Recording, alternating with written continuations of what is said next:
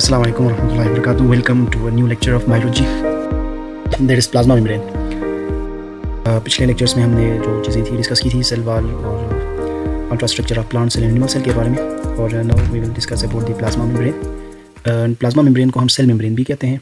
ये बाउंड्री होती है of protoplasm and most organelles. Protoplasm यानी जितना भी मटेरियल इनक्लोज होता है सेल मेम्ब्रेन के इनसाइड पे हम उसको प्रोटोप्लाज्म कहेंगे, यानी nucleoplasm plus cytoplasm is called protoplasm. So found in both eukaryotes and prokaryotes, दोनों में ये जो है ना वो पाया जाता है. Control the in and out of the cell. Cell के अंदर कौन सी चीज़ें इंटर होनी है, कौन से मॉलिक्यूल्स ने सेल से आउट होने, ये सारा जो कंट्रोल करता है मैकेनिज्म वो प्लाज्मा मेम्ब्रेन करता है. अगर हम कंपोजिशन ऑफ प्लाज्मा मेम्ब्रेन की बात करें तो इसमें प्रोटीन 60 to 80% होते हैं, एम्बेडेड फॉर्म में होते हैं, like in iceberg in the sea. Lipids इसमें होते हैं, फास्फोलिपिड्स मेनली इसमें होते हैं 20 to 40%, और इसमें कार्बोहाइड्रेट्स इन स्मॉल क्वांटिटी होते हैं, लाइक ग्लाइकोप्रोटीन और ग्लाइकोलिपिड्स की फॉर्म में. और स्ट्रक्चर ऑफ प्लाज्मा मेम्ब्रेन की बात करते हैं तो उसमें हम एक मॉडल को डिस्कस करते हैं, fluid mosaic model of plasma membrane. Plasma membrane क्या है, इस मॉडल के अकॉर्डिंग ये बताता है कि प्लाज्मा मेम्ब्रेन एक फास्फोलिपिड बाई लेयर है जिसमें प्रोटीन्स एम्बेडेड होते हैं पार्शियली या होलली, और प्रोटीन स्कैटर्ड होते हैं एक इरेगुलर पैटर्न में, just like iceberg in the sea. आप अंटार्कटिका या इस तरह के आइसलैंड जो हमारे पास कंटिनेंट है उनमें देखें तो वहाँ पर जो आइसबर्ग इस तरह से हमें नज़र आते हैं. अगर इसको फ्लैट अगर आप इसका पिक्चर देखें तो उसमें इस तरह से हमें नज़र आते हैं प्रोटीन्स. और पैटर्न ऑफ डिस्ट्रीब्यूशन में vary from membrane to membrane. Different cell के मेम्ब्रेन के अकॉर्डिंगली प्रोटीन की जो डिस्ट्रीब्यूशन है वो पैटर्न भी उसका डिफरेंट होता है, प्रोटीन की डिस्ट्रीब्यूशन भी और कंपोजिशन भी इसमें क्या होती है, डिफरेंट होती है. और मेम्ब्रेन जो है ना वो 7 नैनोमीटर थिक होता है. लिपिड पार्ट जो है ना इसके दो जो है ना वो लेयर ऑफ फास्फोलिपिड्स हमारे पास मौजूद होते हैं. अरेंज कुछ इस तरह से होते हैं कि इसमें जो है ना हाइड्रो दो होते हैं, एक हेड एंड टेल. जो फास्फोलिपिड होता है खुद उसका स्ट्रक्चर बायोकेमिस्ट्री के अंदर हम डिस्कस करते हैं कि फास्फोलिपिड का स्ट्रक्चर एक तो इसका हेड पोर्शन है, दूसरा टेल है. अब जो हाइड्रोफोबिक एंड्स हैं यानी वाटर हेड कहें ये वाटर हेटिंग फेज कहें, जो टेल है वो एक दूसरे को फेस करते हैं each other. And hydrophilic ends are appears on the surface, जो दोनों सरफेस पे हमें नजर आते हैं, हाइड्रोफिलिक वाटर लविंग कहेंगे. और steroids and cholesterol area west into the phospholipid bilayers at some interval. कहीं कहीं पर कोलेस्ट्रॉल और स्टेरॉइड्स होते हैं जो लिपिड की जो है ना जो प्लाज्मा मेम्ब्रेन है उसमें फ्लूइडिटी या उस मेम्ब्रेन की जो है ना वो फ्लेक्सिबिलिटी को क्या करते हैं, ये कंट्रोल करते हैं. Asymmetrical membranes in two halves और नॉट, यानी एसिमेट्रिकल अगर मेम्ब्रेन को काट दें तो ये दोनों एसिमेट्रिकल्स हैं, दोनों जो हाफ होते हैं वो आइडेंटिकल नहीं है, not superimposable on each other. And protein drift sideways in the fluid bilayer की फॉर्म इसमें मौजूद होते हैं. Proteins determine membrane functions. Different किस्म के जो है ना वो हम देखते हैं इसमें एज अ चैनल प्रोटीन होते हैं, कैरियर प्रोटीन के तौर पर, और डिफरेंट सारे रोल प्ले कर रहे होते हैं प्रोटीन्स. और कार्बोहाइड्रेट्स यूजुअली ग्लाइकोप्रोटीन और ग्लाइकोलिपिड्स की फॉर्म में होते हैं. यूजुअली ये जो है ना वो इंडिकेटर के तौर पर हेल्प करते हैं. सेल रिकग्निशन आगे पढ़ेंगे सेल सिग्नलिंग के हवाले से, तो इनमें इनका जो है ना मेन फंक्शन इनका ये होता है कार्बोहाइड्रेट्स का. और filaments of cytoskeleton also present on the inner surface of the membrane होते हैं ताकि ये सेल मेम्ब्रेन को मजीद सपोर्ट दे सके. इन लिपिड पार्ट क्या करता है, इसकी फ्लूइडिटी को कंट्रोल करता है. More concentration of unsaturated fatty acid make in more fluid that is flexible. इसमें अनसैचुरेटेड फैटी एसिड जितने ज़्यादा होंगे उतना ज़्यादा ये फ्लेक्सिबल होता है, बट ये भी एक खास अमाउंट तक ही इसमें मौजूद होते हैं.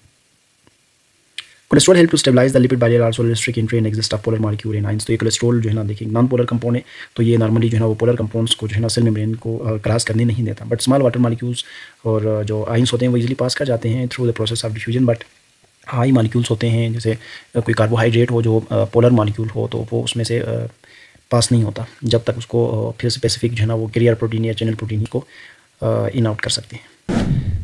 This one is the structure of the plasma membrane जो फ्लूइड मोज़ेक मॉडल डिस्कस करता है. इसमें अगर आप देखें तो इसमें नज़र आ रहा है कि यहाँ पर ये जो हमें नज़र आ रहे हैं सेल मेम्ब्रेन के ऊपर, ये इसका जो है ना वो लिपिड फास्फोलिपिड बाइलेयर है.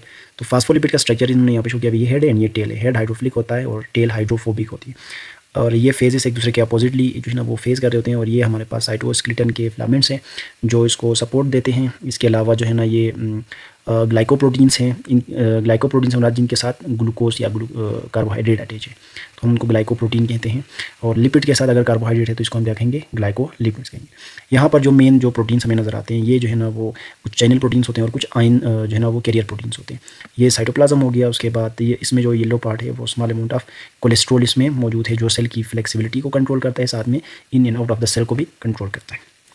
तो ये था इसका स्ट्रक्चर. और function of plasma membrane proteins की बात करें तो सिंपल है. प्रोटीन्स में एक्ट एज ट्रांसपोर्ट चैनल के तौर पर काम करते हैं, कैरियर के तौर पर, इंजाइम्स के तौर पर, रिसेप्टर्स के तौर पर और एंटीजेंस के तौर पर ये काम करते हैं. Protein having channel performs as a channel protein to transport material in and out. Simple है. रिसेप्टर प्रोटीन्स जो है ना वो इंजाइमेटिक फंक्शंस करते हैं, जैसे हार्मोन इन ब्लड्स होते हैं, इस तरह के फंक्शन के लिए होते हैं. Antigen help to recognize other cells. Glycolipids and glycoprotein के फंक्शन की बात करें तो ये क्या करते हैं, एक ऐसा सरफेस मार्कर के तौर पर काम करते हैं, और cell to cell connection for tissue formation, इसमें ये इनका अहम किरदार होता है। Regulation of cell with environment by the plasma membrane, ये एक मेन पॉइंट इसका फंक्शन ऑफ यूँ कह सेल मेम्ब्रेन में हम कह सकते हैं कि ये रेगुलेट करता है। Interaction by controlling transport of material across the cell, और transport across occurs to maintain pH and ionic concentration for enzymatic activity. ज़ाहिर स्पेसिफिक एंजाइम्स होते हैं within the cytoplasm, nucleoplasm और मैट्रिक्स ऑफ द सेल में जो है ना उस स्पेसिफिक एक्टिविटी को परफॉर्म करने, एक स्पेसिफिक कंसंट्रेशन, पीएच और ये चीज़ें चाहिए होती हैं, तो ये सारा कंट्रोल करता है प्लाज्मा मेम्ब्रेन। अब कौन सी टेक्निक्स है जिनके ज़रिए हम प्लाज्मा मेम्ब्रेन को स्टडी करते हैं, तो एक तो बायोफिजिकल इमेजिंग टेक्निक्स है जिनके ज़रिए सेल मेम्ब्रेन को देखा जाता है, इसकी एक्टिविटीज़ को जो है ना वो ऑब्जर्व किया जाता है। एटॉमिक फोर्स माइक्रोस्कोपी है, सुपर रेजोल्यूशन फ्लोरेसेंट माइक्रोस्कोपी, ये डिफरेंट टेक्निक्स हैं, इनके थ्रू हम क्या करते हैं सेल मेम्ब्रेन के स्ट्रक्चर को और उसके फंक्शंस को स्टडी करते हैं। SEM is use for membrane characterization, यानी स्कैनिंग इलेक्ट्रॉन माइक्रोस्कोप हम सिर्फ मेम्ब्रेन की कैरेक्टराइजेशन के लिए हम क्या करते हैं, यूज़ करते हैं। Use morphology and topography data, जो अभी हमने स्ट्रक्चर देखा था प्लाज्मा मेम्ब्रेन का, वो हम स्कैनिंग इलेक्ट्रॉन माइक्रोस्कोप के जरिए इजीली देख सकते हैं। Scanning electron microscope can be use to determine the pore size in case of porous membrane. जैसे सेल मेम्ब्रेन न्यूक्लियर मेम्ब्रेन है, अगर चूँकि मेम्ब्रेन को हमने स्टडी करना है, तो सेल मेम्ब्रेन हो और दूसरे जो है ना वो न्यूक्लियर मेम्ब्रेन है, वो चूँकि पोरस होता है, तो उसको भी अगर हमने स्टडी करना हो तो स्कैनिंग इलेक्ट्रॉन माइक्रोस्कोप के जरिए उसके पोर साइज़ को भी हम क्या कर सकते हैं, स्टडी कर सकते हैं।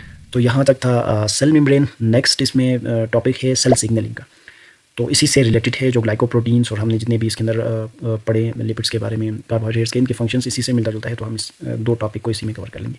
सो सेल सिग्नलिंग क्या है? The process of communication with other cell is called cell signalling कहा जाता है। एक सेल का दूसरे सेल के साथ क्या कनेक्शन है, उस कम्युनिकेशन को हम सेल सिग्नलिंग कह सकते हैं, या transfer of information from one cell to another is also called cell signalling. Very simple, इसमें दो चीज़ें होती हैं, लाइगेंड्स एंड रिसेप्टर्स होते हैं। सिग्नलिंग मॉलिक्यूल्स को आल्सो लाइगेंड्स भी कहा जाता है। Initiate signalling can be differentiate molecules, that is protein, lipids, amino acid, metabolite, जैसे मेनी अदर्स। ये सारे इनिशिएटिंग सिग्नलिंग मॉलिक्यूल्स होते हैं जो किसी सेल की तरफ पैगाम लेकर जाते हैं कोई भी। और protein that response to ligands are called receptors. अब ऐसे प्रोटीन होते हैं दूसरे सेल के पास जो किसी मॉलिक्यूल को पहचानते हैं, उसको डिटेक्ट करते हैं, उनको हम क्या कहेंगे, रिसेप्टर कहेंगे। अब इसमें दो टर्म्स यूज़ होंगी। रिसेप्शन किसे कहेंगे? It is the target cell detection of a signal molecule coming from outside the cell. इसमें क्या किया जाता है कि सेल को खुद उसके अंदर जो मॉलिक्यूल्स है वो डिटेक्ट करते हैं और फिर उसके ऊपर क्या करते हैं, इसकी एक्ट किए जाते हैं। जो मॉलिक्यूल आता है उसको टारगेट करना और उसको डिटेक्ट करना रिसेप्शन कहलाता है। Chemical signal is a detector when it bind to receptor protein located at the cell surface or inside the cell. अब जो केमिकल सिग्नल डिटेक्टर होता है जिसके साथ उस रिसेप्टर मॉलिक्यूल ने अटैच होना है, रिसेप्टर प्रोटीन के साथ उस मॉलिक्यूल ने अटैच होना है, वो या तो सरफेस ऑफ द सेल पर होगा या इनसाइड ऑफ द सेल मौजूद होगा। दूसरा हमारे पास है transduction, the conversion of a signal molecule outside the cell to a form that can bring about specific cellular response is called transduction। ये basic definition है। अब जो सिग्नल आता है रिसेप्टर के पास, रिसेप्टर उसको रिसेप्ट करेगा, उस अमल को हम रिसेप्शन कहेंगे।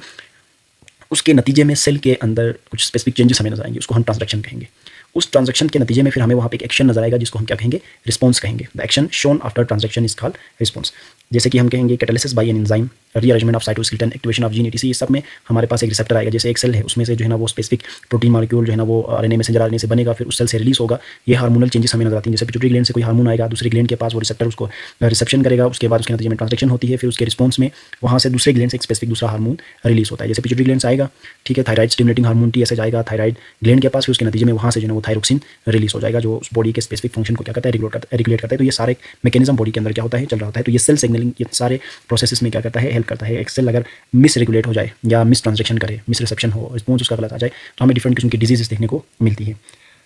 Pathways of a signal from outside to inside, अब डिफरेंट पाथवेज हैं, उसमें हम डिस्कस करते हैं। The process by which a signal on a cell surface convert into a specific cellular response in a series of step called a signal transduction pathways. किस तरह से होते हैं, डिफरेंट किस्म की ट्रांसलेक्शन है। एक तो प्रोटीन है, दूसरा लिपिड सिग्नलिंग, दो ही है मेनली। तो प्रोटीन सिग्नलिंग में क्या होता है, protein and peptide hormones are water soluble can't pass through the cell membrane या plasma membrane, so these are the first messenger. ये क्या करते हैं, पहले जाते हैं, बाइंड कर जाते हैं receptor of the target cell, after a second messenger is generated, जिसको हम साइक्लिक एएमपी कहते हैं, जो सेल के अंदर जनरेट होता है। और फिर वहाँ से सेकंड मैसेंजर क्या करता है, trigger various changes in the cell including activation of enzyme, gene activation, gene को ऑन ऑफ करना, ये सारी जो मैकेनिज्म होती है ये इस तरह से कंट्रोल होती है। पहले फर्स्ट मैसेंजर आता है, फिर वो सेकंड मैसेंजर को क्रिएट करता है, फिर सेकंड मैसेंजर सेल के अंदर क्या करता है, चेंजेस करता है।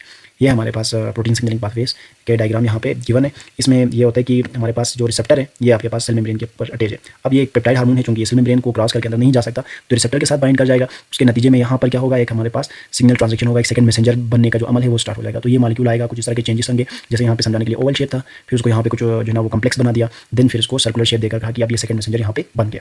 अब ये सेकंड मैसेंजर चला जाएगा मिसाल कहाँ पर, न्यूक्लियस के पास, क्योंकि मेन कंट्रोल सेंटर वहीं पर है। न्यूक्लियस के पास जाएगा, वहाँ पे डीएनए उसके जरिए वहाँ पर जो है ना वो मैसेंजर आरएनए जनरेट करेगा। मैसेंजर आरएनए फिर वापस सेल के पास आके राइबोसोम्स वहाँ पर एक स्पेसिफिक प्रोटीन बनाएंगे। उस प्रोटीन का जो है ना वो एक्शन हमें सेल के इनसाइड ऑफ द सेल या आउटसाइड ऑफ द सेल हमें नजर आता है। तो ये टोटल प्रोटीन पाथवे है। सेकेंड इज स्टेरॉइड सिग्नलिंग या लिपिड सिग्नलिंग, दोनों हम कह सकते हैं। इसमें क्या होता है, small hydrophobic ligands can pass through the cell membrane and interact with the internal receptor. अब इसमें जो हाइड्रोफिलिक या हाइड्रोफोबिक लाइगेंड्स हैं, जो वाटर हेटिंग होते हैं, सिंपल है कि सेल मेम्ब्रेन से इजीली पास हो सकते हैं, तो ये सीधा सेल के इनसाइड जो है ना वो इजीली चले जाते हैं और वहाँ पर जो है ना वो डिफरेंट किस्म के एक्शन परफॉर्म करते हैं। Steroid hormones are main ligands होते हैं। It is lipid having hydrocarbon skeleton with 4 fused ring इसके साथ जुड़े होते हैं। It directly bind to the receptor in the cytoplasm और nucleus of the target cell forming active receptor hormone complex बनाता है। उसके बाद क्या करता है, complex then move into the nucleus and bind directly with the DNA acting as a transcription factor for gene expression, यानी उसके नतीजे में एक मैसेंजर आरएनए जनरेट होता है। प्रोटीन हार्मोन्स बाहर ही रुक जाते थे, उसका पैगाम दूसरा बंदा लेकर जाता था, फिर वहाँ पर जाकर ये प्रोसीजर होता था। इसमें ये मॉलिक्यूल खुद डायरेक्ट सेल में चला जाएगा साइटोप्लाज्म से होते हुए, फिर न्यूक्लियस के पास एक कम्प्लेक्स की फॉर्म में जाकर वो खुद ही जो है ना वो स्पेसिफिक आरएनए उसमें बनाएगा। उस स्पेसिफिक आरएनए से एक स्पेसिफिक प्रोटीन बनेगा जो उसके अंदर एक्शन परफॉर्म करेगा, जैसे कि है एस्ट्रोजन है, प्रोजेस्टेरोन है, testosterone example of the steroid hormones हैं। और ये इसी तरह के मैकेनिज्म के थ्रू जो है ना वो डिफरेंट एक्टिविटीज़ को परफॉर्म करते हैं। ये हमारे पास डायग्राम है स्टेरॉइड सिग्नलिंग पाथवेज का, जिसमें देखें यहाँ पे है साइटोप्लाज्म है, outside of the cell and nucleus. अब ये स्टेरॉइड हार्मोन के लिए यहाँ पे कोई रिसेप्टर की जरूरत नहीं है, चूंकि इजीली पास हो सकता है, यहाँ पर आएगा। अब इसके लिए चूंकि बाहर से चूंकि ये लाइगेंड आया है तो उसका रिसेप्टर कहाँ होगा, इनसाइड ऑफ द सेल होगा। यहाँ पर जो रिसेप्टर है इसके साथ जुड़ने के बाद ये हार्मोन रिसेप्टर कम्प्लेक्स बन जाएगा। ये कम्प्लेक्स चला जाएगा फिर यहाँ पर आरएनए डीएनए के पास न्यूक्लियस में जाकर ये कम्प्लेक्स बाइंड हो जाता है उस specific site of the chromatin activating messenger RNA transcription. यहाँ से एक मैसेंजर आरएनए बनेगा, वो सेलुलर रिस्पॉन्स खुद बात होकर मैसेंजर आरएनए शो करता है, अदरवाइज ये वहाँ से बाहर आकर प्रोटीन और ये सारा प्रोसीजर चलता है। ये थर्ड हमारे पास जो है ना वो टॉपिक है membrane transport mechanism signalling pathways के अलावा जो हमने पढ़ा था कि सेल मेम्ब्रेन मैकेनिज्म को कंट्रोल करता है तो किस तरह करता है, इसके अंदर जो स्पेसिफिक जो है ना वो फंक्शन है, इंशाल्लाह we will discuss in our next lecture.